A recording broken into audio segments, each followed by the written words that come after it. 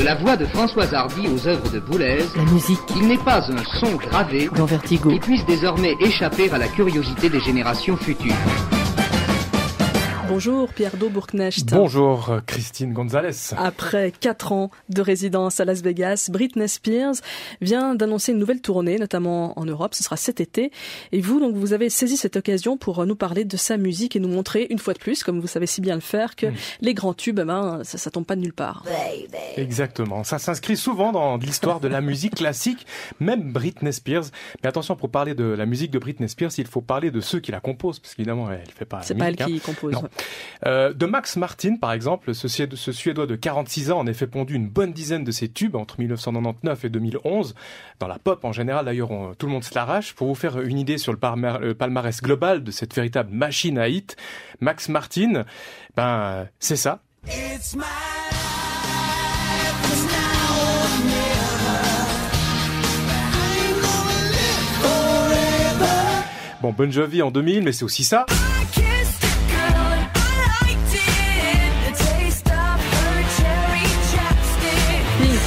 Ou encore ça, plus récemment, Justin Timberlake.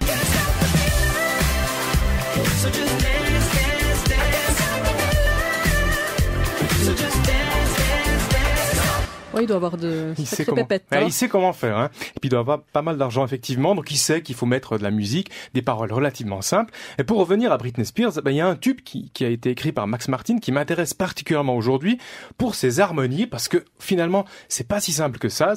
C'est presque de la musique classique. Oui. Baby. Merci, c'est pour me faire plaisir. Encore une fois. Faire plaisir. Baby. C'est Oops, I Did It Again. Oh, baby, I did it again.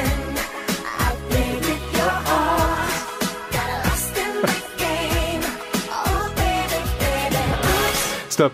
Alors, ce qui est incroyable, c'est que le Oops de Britney Spears suit intégralement les 8 accords d'un énorme tube de l'histoire de la musique occidentale. Mais oui, la Folia. C'est un genre de suite d'accords aussi connu que le canon de Pachelbel, par exemple. Alors, qu'est-ce que c'est? La Folia, à l'origine, c'est une danse portugaise du XVIe siècle. Quand on dit danse, c'est qu'en fait, il y a une musique qui va avec, hein. C'est pas la Macarena? Non. Qui s'est répandue en Espagne, puis dans toute l'Europe dans le courant du XVIIe siècle. En fait, ce sont des harmonies, ou plus précisément une basse obstinée, que tous les musiciens baroques de l'époque devaient connaître. Ça fait comme ça, tenez.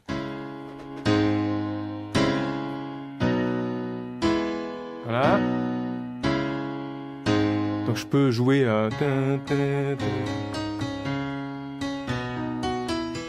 la musique donc de Oops, I Did It Again de Britney Spears. Alors ce qui est incroyable, c'est le nombre de compositeurs qui ont repris cette structure harmonique tout au long des siècles jusqu'à Britney Spears pour en faire des variations. En 1672 par exemple, Jean-Baptiste Lully écrivait ses Folies d'Espagne.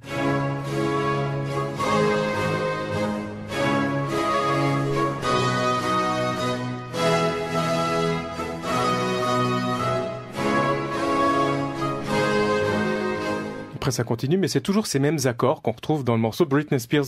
En 1701, Corelli en a fait lui aussi des variations dans sa sonate numéro 12.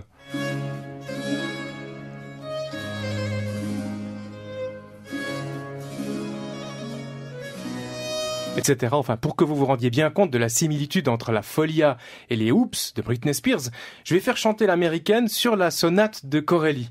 Attention. Oops,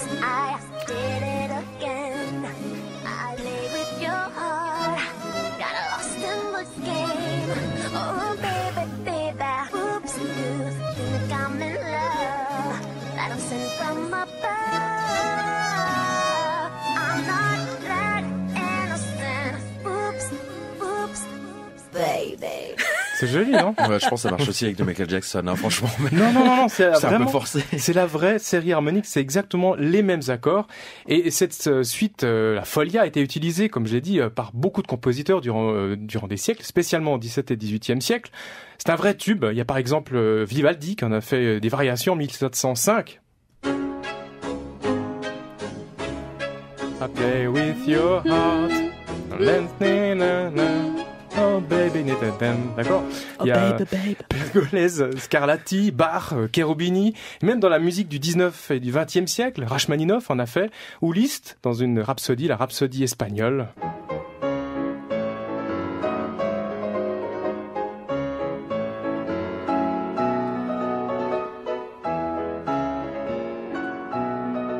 des accords en plus, hein, mais puis c'est à 3 temps alors que le morceau de Britney Spears est à 4 temps, mais sinon c'est pareil. Alors la Folia est tellement connue qu'on la retrouve même dans de la musique de film. 1492, Christophe Colomb de Vangelis, en fait, il a tout copié, il s'en est d'ailleurs jamais caché, il a tout copié sur cette Folia pour faire ça.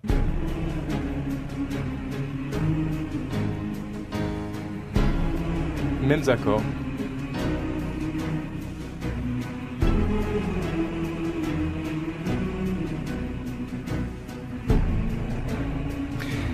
Voilà, mais ce n'est pas tout à fait fini. Il faut savoir qu'il existe une variante de cette fameuse folia, cette danse, cette suite d'accords, ces 8 accords, et que tout le monde connaît grâce à une sarabande pour clavecin de Handel. Vous savez, c'est cette musique utilisée dans le film Barry Lyndon, dans une version avec orchestre.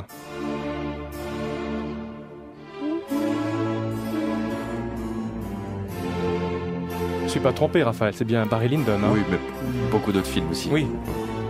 Je ne reconnais pas la Britney Spears. Je dois dire. Non, patience, un peu de patience. Désolé, mais... Attendez. Comment Britney Spears là-dedans? Mais si. Bon, ça suffit avec ce baby. Mais figurez-vous que ces harmonies très proches donc de la folia, il y a juste 2 ou 3 qui changent, correspondent pour une grande partie, pas tout, à Baby One More Time, le premier tube de Max Martin. Et là, on revient au producteur dont on parlait tout à l'heure pour Britney Spears. La preuve, on les met ensemble.